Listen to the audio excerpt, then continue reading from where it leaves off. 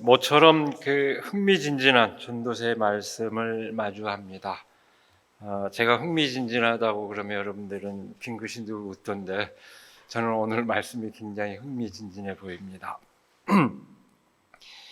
헛되고 헛되다 이렇게 시작하는 전도서는 언뜻 보기에는 삶의 허물을 노래하는 것처럼 여겨지지만 사실은 이 전도서는 삶 자체의 허물을 노래하는 것은 아닙니다. 삶 자체가 허무하다기보다는 허무하게 살아가느라 발버둥 치는 삶, 그 인생에 대한 탄시라고 봐야 할 것입니다. 그러니까 다시 말할 것 같으면 단순한 허무의 탄식이 아니라 오히려 정반대로 진정한 의미의 인생 찬가라고 할 수 있는 것이 전도서의 기본 성격입니다. 전도서는 이러저러한 삶을 다 겪은 현자가 젊은이들에게 주는 인생 교훈으로서 성격을 지니고 있습니다. 오늘 우리가 읽은 이 본문 말씀은 바로 앞장 11장 7절에서부터 이어지는 젊은이에게 주는 권고의 한 대목입니다. 물론 젊은이에게만 한정된 것은 아닙니다. 세대를 막론하고 마땅히 따라야 할 삶의 태도를 일깨우고 있는 그런 말씀이라고 할 수 있습니다. 본문 말씀은 젊은 날의 삶을 오늘 읽은 이 본문의 한정에서 얘기할 것 같으면 이 본문 말씀은 젊은 날의 삶을 노년에서 죽음에 이르기까지의 삶과 대비함으로써 그 의미를 더욱 극적으로 강조하고 있습니다. 여기서는 여기서는 그리고 있는 노년의 모습은 노년의 삶을 폄하하려는 뜻을 지니기보다는 인간 삶의 한계를 분명히 하라는 그런 뜻을 지니고 있습니다. 혹시 노년에 이르신 어르신들 오늘 말씀으로 상처받지 않기를 바랍니다. 저도 오늘 말씀 보면서 이제 한갑인데 저한테도 해당되는 게 적지 않습니다. 그 삶을, 노년의 삶을 오늘 본문의 문맥에서는 그걸 폄하하려는 게 아니고 인간 삶의 한계를 분명히 하라는 그런 교훈의 맥락에서 얘기를 하고 있습니다. 결국 흙으로 돌아갈 수밖에 없는 인간 삶의 한계를 강조하는 그런 의미를 지닙니다. 그 삶의 한계를 인식하는 것은 삶이 허무하다는 것을 말하려는 것이 아닙니다. 오히려 그렇게 삶이 한계를 지니고 있기에 오히려 스스로의 삶이 허락하는 한 그 삶을 마음껏 누리라는 것을 말하려는 것입니다. 그것이 오늘 본문의 큰 뜻입니다. 창조주 하나님께서 삶을 허락하신 뜻을 새기며 그 삶을 의미 있게 채워야 한다는 것을 말합니다.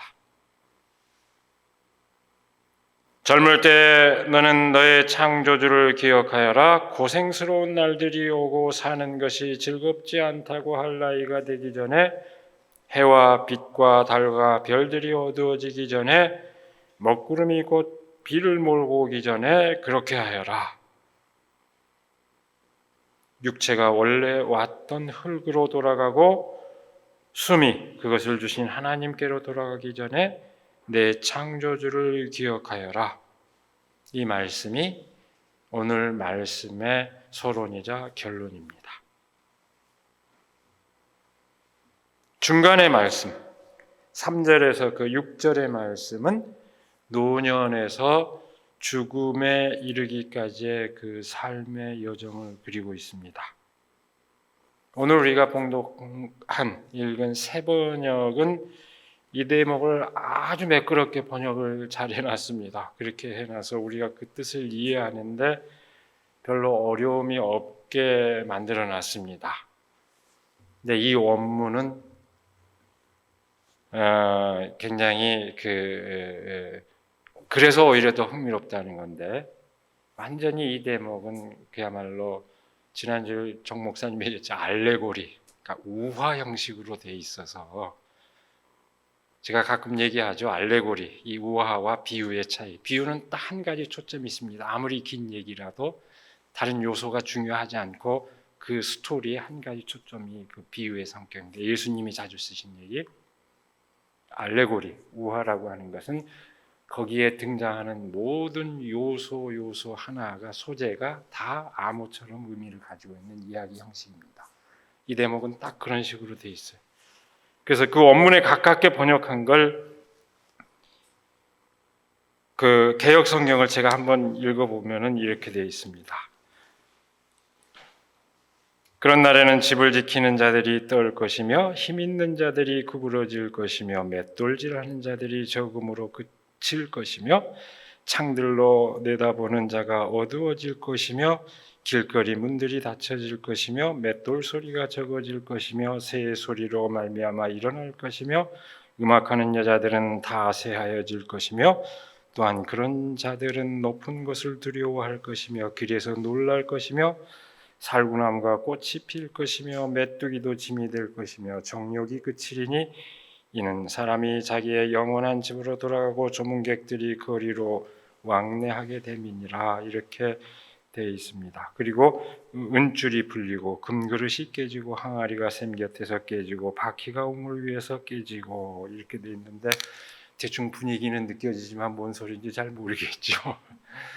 이걸 오늘 우리가 읽은 세 번역은 그대로 의역을 해놨습니다. 그러니까 이를테면은 뭐 집을 지키는 자들이 떨 것이며, 이거는 그 팔, 인간의 팔의 힘을 얘기하고, 힘 있는 자들이 구부러질 것이며 이건 다리를 얘기하고, 맷돌질하는 자들이 적을 것이다. 이거는 이를 상징합니다. 치아를 상징하고, 그다음에 뭐 창들로 내다보는 자가 어두워질 것이며 이것은 눈을 상징하고, 그다음에 새소리도 제대로 들리지 않고 이건 길을 상징하고, 다 인간의 몸이 새해진다. 뭐 금줄이 끊어지고 그 도르래가 끊어지고, 이것은 금줄은 등불을 달 때 등잔에 매는 줄을 얘기하고, 불을 켤 일도 도르래가 끊어진다. 물을 떠올릴 일도 없어진다. 이런 이제 상징, 그런 의미를 함축하고 있는데, 다시 이걸 매끄럽게 번역한 새 번역은 이렇게 되어 있습니다. 그때가 되면 너를 보호하는 팔이 떨리고 정정하던 두 다리가 약해지고 이는 빠져서 씹지도 못하고 눈은 침침해서 보는 것마저 힘겹고, 저도 해당이 됩니다. 이제 그래서 제가 안경을 썼다 벗었다 하지 않습니까? 그 귀는 먹어 바깥에서 나는 소리도 못 듣고 맷돌질 소리도 희미해지고 새들이 지저귀는 노랫소리도 하나도 들리지 않을 것이며 높은 곳에서 무서워서 올라가지도 못하고 넘어질세라 걷는 것마저도 무서워질 것이다. 검은 머리가 팥뿌리가 되고, 여기 원문에는 살구꽃이 피고, 하얀 살구꽃이 핀다는 얘기입니다. 검은 머리가 팥뿌리가 되고 이렇게 번역을 해놨죠. 원기가 떨어져서 보약을 먹어도 효력이 없을 것이다. 저는 아직 보약 먹어도 효력은 있는 것 같습니다. 사람이 영원히 쉴 곳으로 가는 날 길거리에는 조객들이 오간다. 은사슬이 끊어지고 금그릇이 부서지며 샘에서 물뜨는 물동이가 깨지고 우물에서 도르래가 부서지기 전에 내 창조주를 기억하여라. 이렇게 되어 있는데, 아마 여러분들이 성경에 아까 얘기했던 것처럼 원문은 굉장히 우화적 표현으로 되어 있어서 그걸 그대로 직역해 놓으면 이게 무슨 말인가 싶은데, 아마 번역본마다 굉장히 다르게 번역되어 있다는 걸 알 겁니다. 여러분들 다른 번역본들을 대조해 보면은. 그래서 이게 원문이 어렵기 때문에 이렇게 이해하기 쉽게 해놨다. 근데 조금씩 또 뉘앙스가 달라요, 번역본마다. 그렇게 이해하시면 되고, 그 큰 뜻은 오늘 우리가 읽은 새 번역의 번역 새기고 있는 것처럼 새기면은 큰 문제 없다 그렇게 이해하시면 됩니다. 다시 한번 강조를 하지만은 이 말씀의 뜻은 인간의 삶의 한계를 분명히 직시하라는 것입니다. 그 한계를 직시할 때 인간은 더욱 가치 있고 의미 있는 삶을 누릴 수 있다는 것이 오늘 본문 말씀의 요체입니다. 근데 오늘 본문 말씀에서는 창조주 하나님을 기억하라 그 말 외에는 별달리 정말로 의미 있고 가치 있는 삶이 무엇인지에 대해서 오늘 우리가 읽은 본문의 한정에서는 얘기하지 않지만, 그렇다면 그 의미 있게 삶을 누리는 것이 과연 어떤 것일까요? 사실은 오늘 본문 바로 앞선 구절에 11장 7절 이하의 의미 있는 삶을 그리고 있습니다. 그 말씀을 다시 한번 그대로 한개 보겠습니다. 첫머리를 보면은 11장 7절을 보면은 빛을 보고 산다는 것은 즐거운 일이다. 해를 보고 산다는 것은 기쁜 일이다. 여러분, 이건 너무 당연한 거 아닙니까? 너무 당연한 것이어서, 빛을 보고 해를 본다는 거 우리에겐 너무나 당연한 것인데, 너무 당연한 것이어서 의식하지 못하는 자연적인 현상을 두고 지금 그것을 누릴 수 있다면 얼마나 고맙고 기쁜 일인지 알라, 그런 얘기입니다. 이 말씀은 아주 평범한 일상의 소중함을 일깨워줍니다.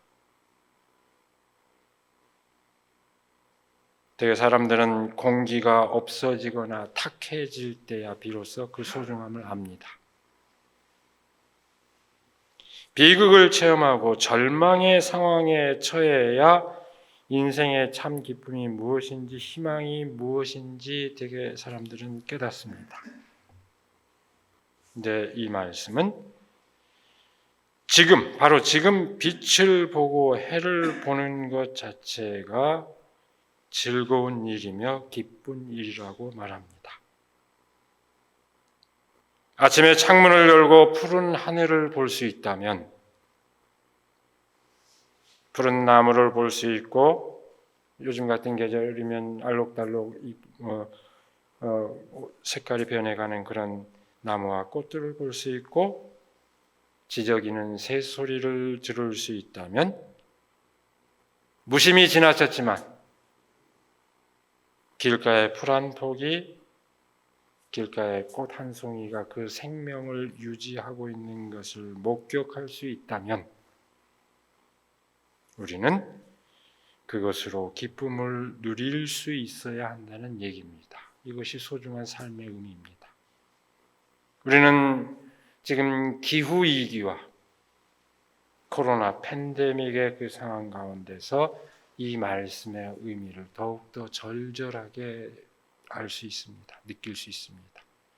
우리가 그렇게 평범하게 누릴 수 있었던 것이 결코 평범하지 않아지는 그런 상황에 처해서 비로소 이 말씀의 의미를 우리는 새삼 깨닫게 됩니다.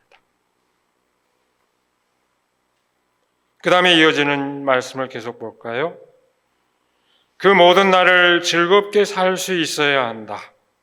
그러나 어두운 날들이 많을 것이라는 것도 기억해야 한다.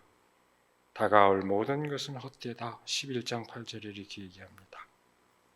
이 말씀은 빛을 보고 해를 보는 즐거움, 평소에 무심히 지나쳤던 일상의 풍경을 역시 자신의 것으로 삼아서 누리라는 것입니다. 어두운 날, 우리에게 다가오는 비극적인 순간, 괴로운 순간이 더 많을지도 모릅니다. 그러나 지금 우리가 누리고 있는 것 때문에, 바로 지금 우리가 누리고 있는 것 때문에 즐거워할 수 있는 그런 삶을 살라는 것입니다. 여기에 이어지는 말씀, 다가올 모든 것은 다 헛되다.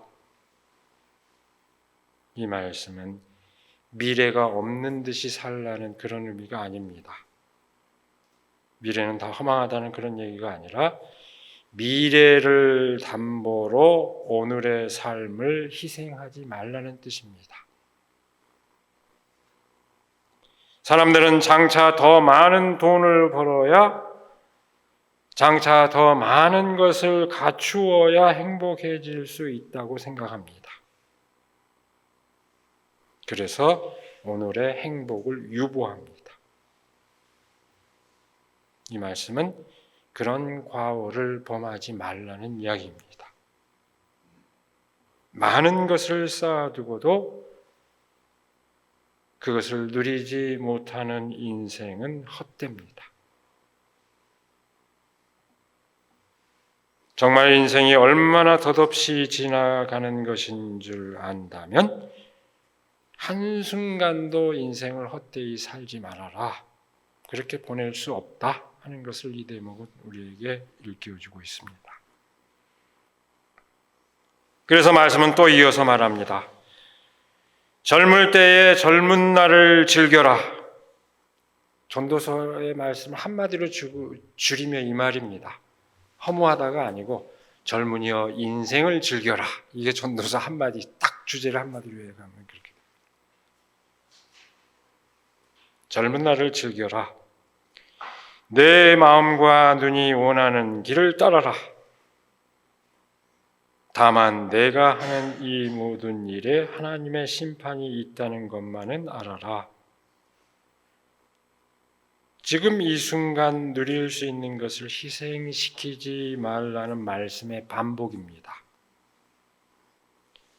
자유롭게 스스로 선택한 그 삶의 기쁨을 지금 이 순간 충분히 누리라고 덧붙여서 계속해서 강조하고 있습니다. 젊은이여 너의 인생을 즐겨라. 마음껏 선택하고 마음껏 해보고 싶은 것을 다 해봐라. 그런데 딱 한 가지 단서가 붙어 있습니다. 모든 일에 하나님의 심판이 있다는 사실을 기억하라는 것입니다. 즐기라고 해놓고 심판이 있다고 하니까 움찔해지죠. 그냥 마음껏 즐기라고 했으면 좋았을 텐데, 이것은 내 마음과 눈이 원하는 길을 따르는 것이 방종이거나 또는 순간적인 쾌락에 탐닉하는 것과 같은 그런 것이어서는 안 된다는 것을 말합니다. 나의 기쁨이 남에게는 불쾌함이요 괴로움이 되어서는 안 됩니다. 내가 인생을 선택해서 가는 길이 남을 방해하는 것이어서는 안 됩니다. 만일 그와 같은 기쁨이 아닌 나만의 기쁨만 누리는 그런 삶이 횡행한다면 인생은 결코 아름다울 수 없습니다. 결국 하나님의 심판을 기억하라는 것은 남의 기쁨을 빼앗지 않는 나의 기쁨, 나아가 함께 누리는, 함께 나누는 그 기쁨을 누리라는 이야기입니다. 나의 인생을 즐기는 것이 모두에게도 즐거운 일이 되는 삶을 말합니다. 이것은 소극적인 의미에서 타인에 대한 배려, 더 나아가서는 적극적인 우정과 사랑, 더 나아가서는 이 모든 사회적 관계를 공평한 그런 관계로 만드는 그런 삶을 말합니다. 여러분, 우리 인생 훌쩍 지나가는데 누굴 미워하거나 증오하고 분노하는 것으로 인생을 허비해서는 안 됩니다. 제가 저를 공격하는 분들이 제 SNS까지 뒤져서, 페이스북까지 뒤져서 저를 공격을 하길래 제가 역시 페이스북에다 그렇게 써놨습니다. 그렇게 뒤지는 사람들이 있다는 걸 알고 써놨습니다. 남을 미워하는 일로 인생을 허비하지 마시라. 이 말을 꼭 유념하시라고. 인생을 그렇게 허비해서는 안 됩니다. 그것도 신앙의 이름으로 그렇게 허비해서는 안 됩니다. 우리는 나의 기쁨을 누리는 것이 모두에게 기쁨을 누리는 그런 삶이 될 수 있도록, 그렇다면 정말 우리의 삶은 행복한 삶이 될 수 있습니다. 지금 나에게 주어진 조건에서 그 삶이 가능하다고 믿는 사람, 실제로 삶을 그렇게 사는 사람의 그 삶은 아름답습니다. 그 인생은 결코 허무하지 않습니다.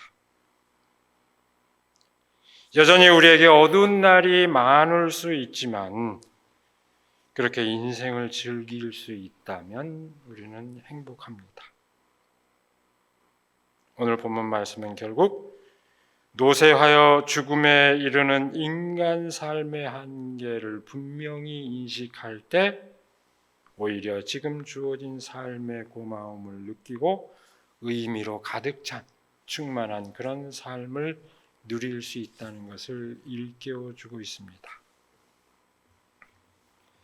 오늘 말씀을 대하면서 또 다시 떠오르는 그 얘기가 있습니다. 제가 한두 번 얘기한 것 같은데요. 위대한 통찰은 계속 반복해서 되새겨도 좋습니다.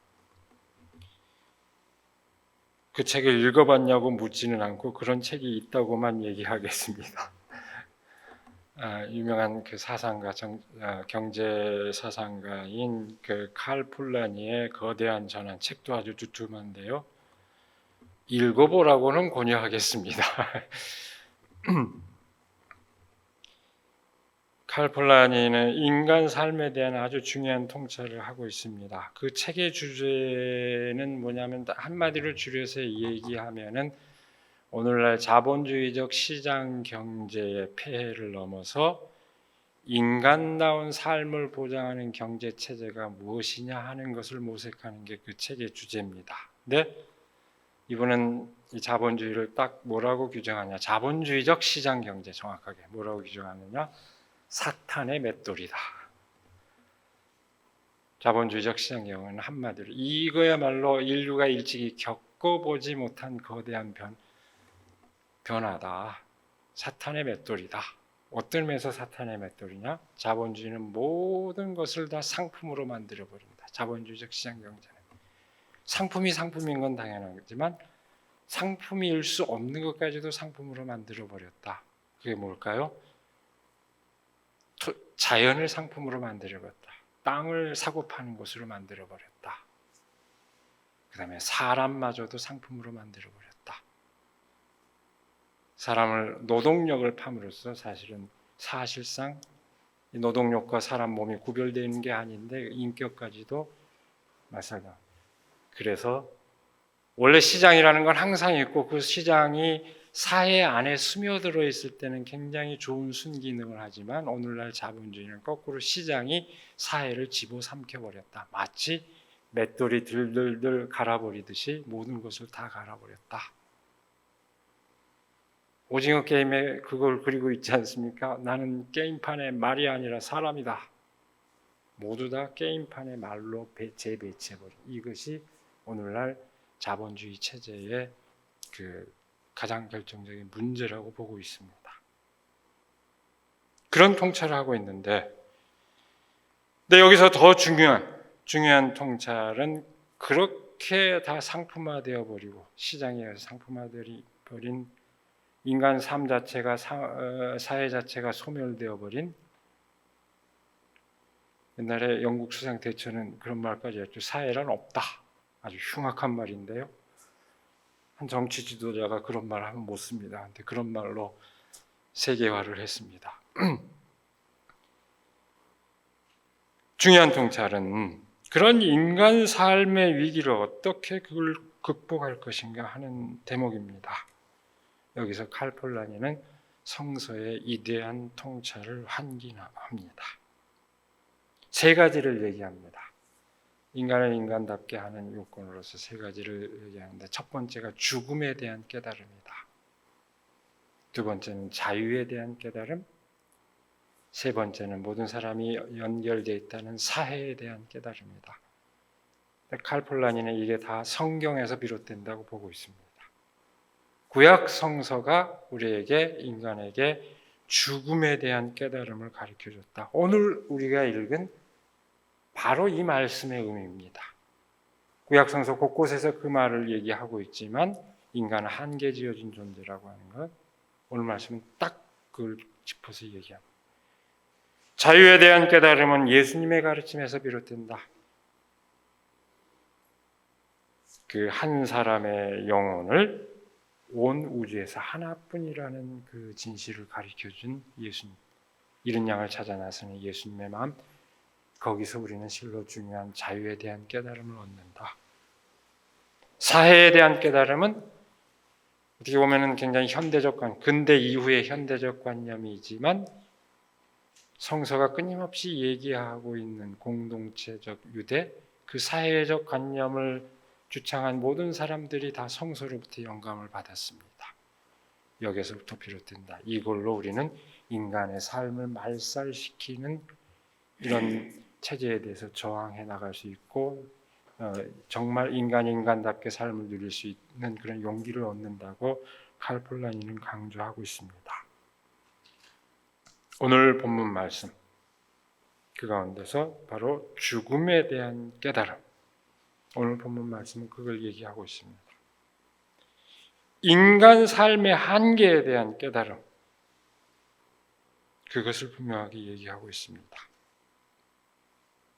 죽음에 대한 깨달음, 한계에 대한 깨달음은 인간을 절망으로 이끄는 것이 아니라 오히려 살아있는 한, 할 수 있는 한 삶을 더더욱 의미 있게 하는 길을 모색하게 만듭니다. 그리고 그것은 인간의 그 자유를 향한 그 열정을 더욱더 강화시켜줍니다. 심지어 그것은 후세대까지 이어지는 연대 정신까지도 우리에게 이어집니다. 나 혼자 영원히 산다고 그러면 후세대를 생각할 필요가 없습니다. 내 삶이 유한하기 때문에 이 의미 있는 삶이, 내 삶에 의미 있다면 그 삶이 이어지기를 또 우리는 기대하는 것입니다. 이렇게 해서 우리는 의미로 충만한 삶, 인간의 삶이 얼마나 소중한가 하는 것을 다시금 새길 수 있습니다. 그 깨달음은 한마디로 줄여 얘기하면 인간이 어찌할 수 없는 것과 인간으로서 할 수 있는 한 감당할 수 있는 것을 분명히 우리로 하여금 분별하도록 이끕니다. 할 수 있는 한 최선을 다하는 삶, 바로 그 삶이 인간의 자유를 증진시키고 삶 자체를 더욱 의미 있게 만듭니다. 역시 인간의 실존에 관해서 아주 깊이 있고 복합적인 통찰을 시도한 신학자가 또 있습니다. 라이놀드 니버라는 그 신학자는 그래서 이런 기도문을 남기기도 했습니다. 하나님, 바꿀 수 없는 것을 받아들일 수 있는, 바꿀 수 없는 것을 받아들일 수 있는 고요함을 우리에게 주십시오. 바꾸어야 할 것을 바꿀 수 있는 용기를 우리에게 주십시오. 두 가지를 구별할 수 있는 지혜를 우리에게 주십시오. 깊이 음미해봐야 할 그런 기도입니다. 한계에 대한 인식은 우리를 숙명론이나 절망으로 인도하는 것이 아니라 정반대로 우리에게 허락된 그 가능성의 범위를 더욱더 분명하게 해줍니다. 겉으로 보기에 모순되는 것처럼 보이지만 그 두 가지 차원을 분별하는 것은 오히려 인간 삶을 더욱더 풍요롭게 하고 더욱더 인간 삶을 조화롭게 합니다.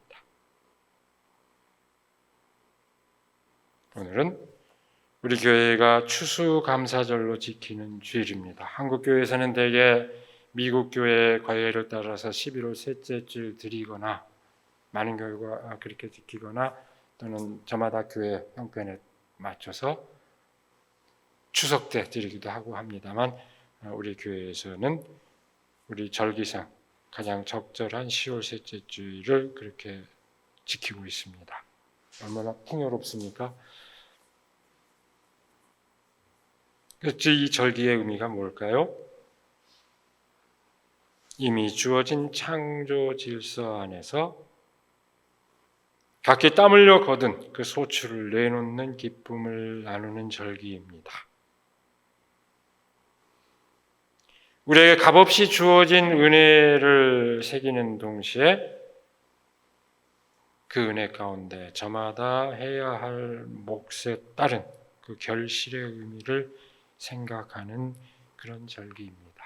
한편으로는 하나님께서 부여해 주신 창조의 질서를 환기하지만 한편으로는 그 안에서 우리가 감당해야 할 감당할 수 있는 몫이 무엇인지를 동시에 생각하는 그런 의미를 지니고 있습니다.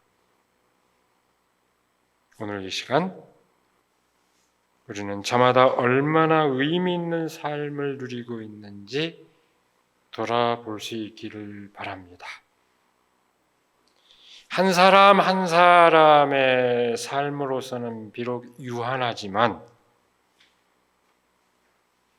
하나님 안에서 우리가 진정한 삶을 누릴 수 있기를 이 시간에 간절히 기원합니다. 아멘. 기도하겠습니다. 우리에게 복된 날을 허락하여 주시고 또 귀한 말씀을 새길 수 있도록 하여 주심을 감사드립니다.